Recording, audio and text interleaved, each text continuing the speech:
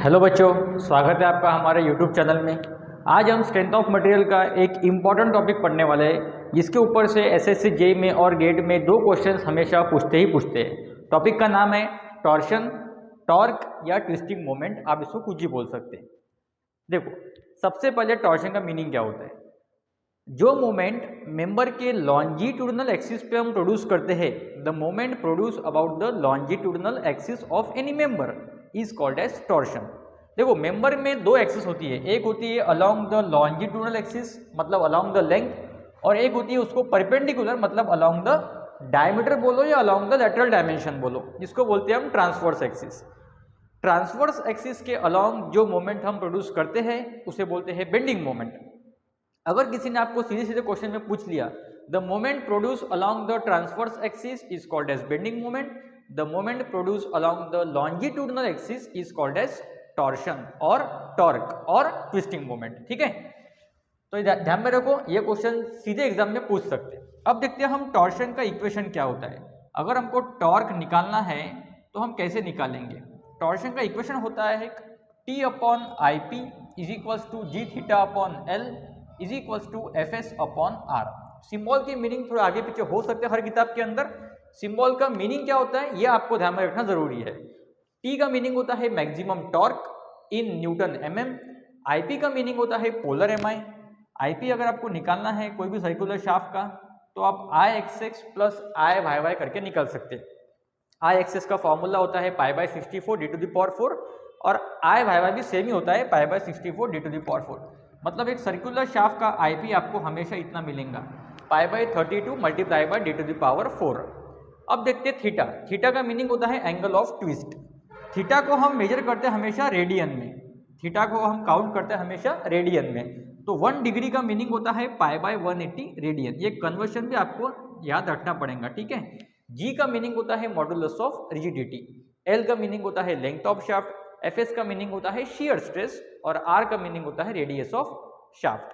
ठीक है, तो टॉर्शन का इक्वेशन सीधे सीधे एग्जाम में आ सकता है एसएससी जेईई के अंदर या गेट के अंदर। ठीक है, चलो आगे बढ़ते हैं हम लोग। इसका आप एक स्क्रीनशॉट ले लो या इसको नोट कर लो आप, और जो मैंने सिंबल के मीनिंग बताए उसको भी प्रॉपरली लिख के रखो आप बच्चों। ठीक है, अब देखते हैं हम एक टॉर्शन का इक्वेशन, इसको बोलते हैं हम स्ट्रेंथ ऑफ शाफ्ट। एक स्ट्रेंथ ऑफ शाफ्ट का हम फॉर्मूला देखते हैं फॉर सर्कुलर शाफ्ट। ये जो फॉर्मूला आपको लिख के दे रहा हूं मैं, ये सिर्फ सर्कुलर शाफ्ट के लिए ही लिख के दे रहा हूं, फॉर सर्कुलर शाफ्ट। फॉर्मूला होता है T equals to pi by 16 into F S into D cube. मतलब स्ट्रेंथ ऑफ शाफ्ट मतलब भी क्या निकालना है, टॉर्क निकालना है। स्ट्रेंथ ऑफ शाफ्ट का मीनिंग क्या होता है, सीधे सीधे आपको क्या निकालना है, टॉर्क निकालना है। तो अगर आपको पूछा कि टॉर्क का फॉर्मूला क्या होता है सर्कुलर शाफ्ट के लिए, तो सीधे सीधे आप ये फॉर्मूला ऑप्शन में टिक कर सकते हैं, pi by 16 into F S into D Q. अगर यहाँ से आपको पूछा कि शियर स्ट्रेस कैसे निकालना, how to find shear stress in a circular shaft, क्योंकि देखो जब बीम के ऊपर या शाफ्ट के ऊपर बेंडिंग मोमेंट आती है तब उससे प्रोड्यूस होता है मैक्सिमम बेंडिंग स्ट्रेस, और जब वहाँ टॉर्शन आता है, टॉर्क आता है, तो उसमें प्रोड्यूस होता है मैक्सिमम शियर स्ट्रेस। तो ये मैक्सिमम शियर स्ट्रेस कैसे निकालेंगे, अब हम एफ एस कैसे निकालेंगे, दोनों को मल्टीप्लाई करेंगे, cross multiply, T into 16 divided by pi into D Q, divided by pi into D Q. देखो जो टर्म निकालनी है उसके साथ में जो टर्म्स मल्टीप्लाई होती है वो हमेशा डिनोमिनेटर में जाती है, और इन दोनों को हम क्रॉस मल्टीप्लाई करेंगे। सो 16 ऐसा बोल सकते हैं इसको अपन 16T divided by pi D cube. मतलब ट्विस्टिंग मोमेंट आने के बाद में जो मैक्सिमम शियर स्ट्रेस वो शाफ्ट प्रोड्यूस करेगा वो कितना रहेगा, 16T divided by pi D Q. ठीक है, ये एक PYQ भी है अपने पास में, न्यूमेरिकल बेस्ड MCQ भी है, जो एसएससी जेईई में गेट में अभी तक 2 बार पूछा हुआ है, 2 से 3 बार पूछा हुआ है। तो ये क्वेश्चन भी हम सॉल्व करेंगे। वीडियो को आप एंड तक देखो, वीडियो को बिल्कुल स्किप मत करना, वीडियो को बिल्कुल स्किप मत करो, एंड तक देखो, आपको ये क्वेश्चन समझ में आएगा सॉल्व कैसे करना है। ठीक है, ये हो गया एक स्ट्रेंथ ऑफ शाफ्ट का फॉर्मूला, जिसको हम इस फॉर्मूले से फाइंड कर सकते हैं। अब आगे बढ़ते, अब मैं आगे आपको दिखाता हूँ कि हम पावर कैसे निकालते हैं। पावर ट्रांसमिटेड बाय शाफ्ट, ये फॉर्मूला भी बहुत इंपॉर्टेंट है। नेक्स्ट वीडियो में मैं आपके लिए पावर ट्रांसमिटेड बाय शाफ्ट के न्यूमेरिकल्स भी लेके आऊंगा। न्यूमेरिकल MCQ जो पूछे हुए IAS के अंदर, MPSC के अंदर, गेट के अंदर, SSC जेईई के अंदर, ये सब क्वेश्चन आपके लिए मैं लेके आऊंगा नेक्स्ट वीडियो के अंदर। ठीक है, आज आपको मैं पावर का फॉर्मूला बताता हूँ। फॉर्मूला होता है twice pi NT divided by 60। ये फॉर्मूला हम यूज़ करते अगर हमको पावर का आंसर वैट में निकालना है। और इसमें एक चीज़ ध्यान में रखने लायक है कि जब ये पावर आपको वैट में निकालना है तो जो T है टॉर्क, ये हमेशा न्यूटन मीटर में होना। अगर आपका T न्यूटन मीटर में नहीं है तो आपका पावर भी वैट में नहीं आने वाला है। तो ये आपको इम्पोर्टेंट पॉइंट है ध्यान में रखने के लिए। T should be in newton metre, then only power can be in watt. ठीक है, चलो आगे बढ़ते हैं हम लोग। ये फॉर्मूला ध्यान में रखो आप पावर का। एक और फॉर्मूला है इसके अंदर, ट्वाइस पाई NT अपॉन 4500। इसके ऊपर क्वेश्चन तो नहीं पूछते पर ये सीधे सीधे फॉर्मूला पूछते। If you want to find the power in HP horse power, तो फॉर्मूला क्या रहता? Twice pi NT upon 4500।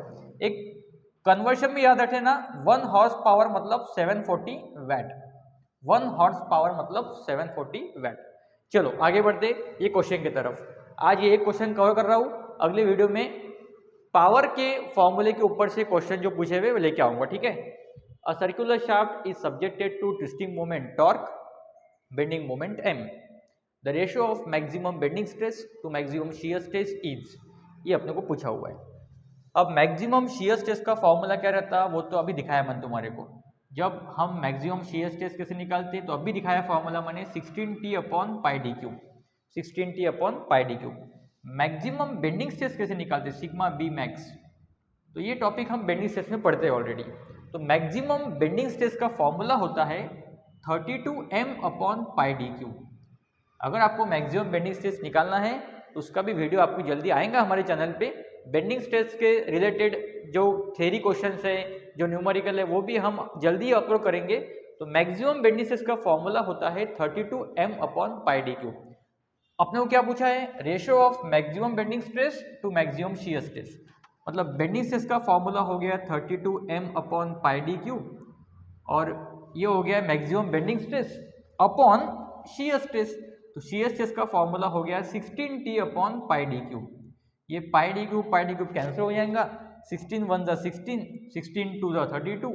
Formula क्या आ गया हमारा, या आंसर क्या आ गया हमारा? 2 into M upon T। 2M/T is your answer. ये क्वेश्चन करके रखो। ये क्वेश्चन अभी तक के 2 से 3 बार एग्जाम में पूछा हुआ है। ठीक है। अगले वीडियो में मैं आपके लिए पावर के जो फॉर्मूला है उसके ऊपर से जो क्वेश्चन पूछे हैं न्यूमेरिकल MCQ विदाउट कैल्शियम कैसे सॉल्व करेंगे लेके आऊंगा। ठीक है। तब तक के लिए आप वीडियो को लाइक करो, अगर आपको कंटेंट अच्छा लगा होगा तो चैनल को सब्सक्राइब करो, नोटिफिकेशन बेल को ऑन कर दो और इस वीडियो को अपने दोस्तों तक शेयर करो। Thank you very much.